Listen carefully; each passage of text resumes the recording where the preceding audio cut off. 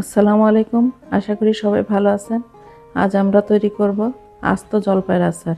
প্রথমে গাটা কেটে কেটে নিব, পরে প্যানে তেল দিয়ে তেলের মধ্যে আমি একটু লবণ দেব, রসুন, তেজপাতা।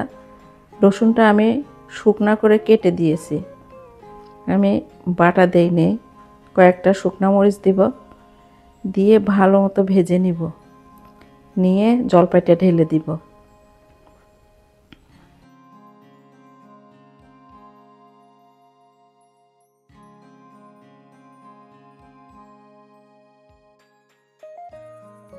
সরিষার তেলে এত ফেনা হয়, কিচ্ছু দেখা যায় না।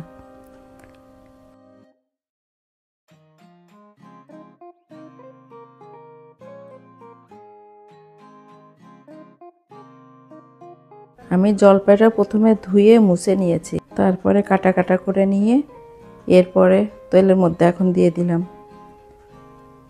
এটা ভালো মতো নাড়াচাড়া করে একটু হলুদের গুঁড়া দিব, মরিচের গুঁড়া দিব, ধনের গুঁড়া দিব, আর আচারের মশলাটা 2 চামচ দিয়ে দিব, দিয়ে নাড়াচাড়া করব। এখন আমি মশলাগুলো দিয়ে দিব।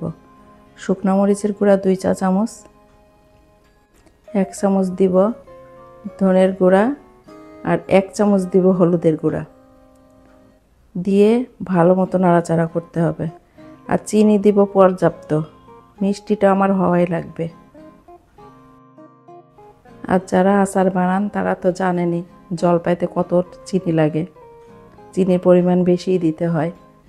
এখন আমি 2 চা চামচ আচারের মশলাটা দিয়ে দিলাম, দিয়ে এবার আমি চিনি দিব। মেজারমেন্ট কাপের 1 কাপ চিনি এখন দিলাম, পরে আরও দেওয়া লাগবে।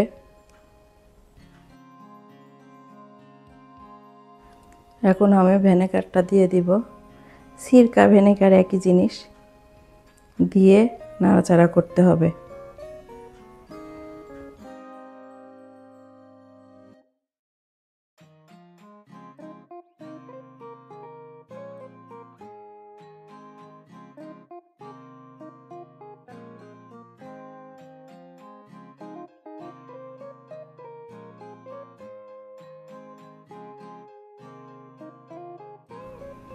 এখন আরও 1 কাপ চিনি দিলাম।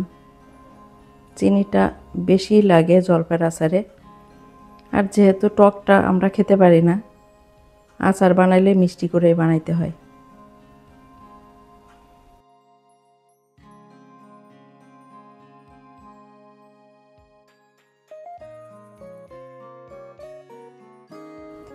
আমি আচারটা তো রোদ্রে দিব না, ওই জন্য চুলাতেই সিদ্ধ করে ফেলব।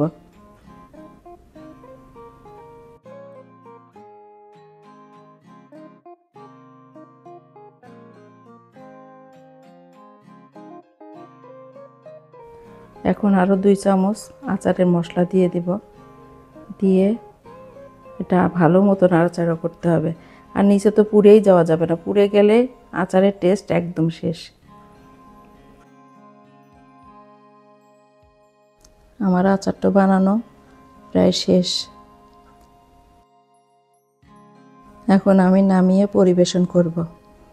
আমার ভিডিওটা যদি আপনাদের কাছে ভালো লাগে অবশ্যই লাইক, শেয়ার, সাবস্ক্রাইব করে আমার পাশে থাকবেন। আল্লাহ হাফেজ, সবাই ভালো থাকবেন আর আমার জন্য দোয়া করবেন।